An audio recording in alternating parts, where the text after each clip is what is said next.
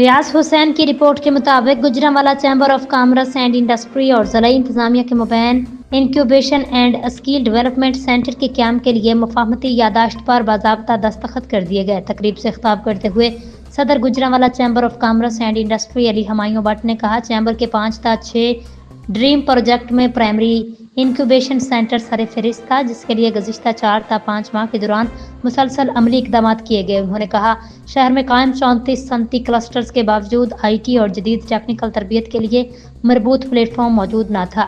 اس centre کے قیام سے نوجوانوں کو آئی ٹی اور ٹیکنیکل ایجوکیشن، اسٹارٹ اور کاروباری رہنمائی کی سہولت میسر آئے گی، جبکہ مقامی صنعت کو تربیت یافتہ افرادی قوت فراہم کی جا سکے گی۔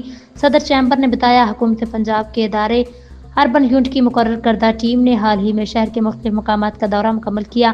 متعلقہ ترقیاتی منصوبوں پر پیش رفت جاری ہے، جبکہ ایک خستہ حال عمارت کو جدید تعلیمی مرکز میں تبدیل کر کے نوجوانوں کے لیے فعال سہولت فراہم کی گئی۔ کمشنر گجرانوالہ سید نوید حیدر شیرازی نے کہا، جدید ٹیکنالوجی نے عالمی سطح پر کام کے مواقع میں وسعت پیدا کی ہے۔ یہ مرکز نوجوانوں کو قومی اور بین الاقوامی منڈی سے جوڑنے میں اہم کردار ادا کرے گا۔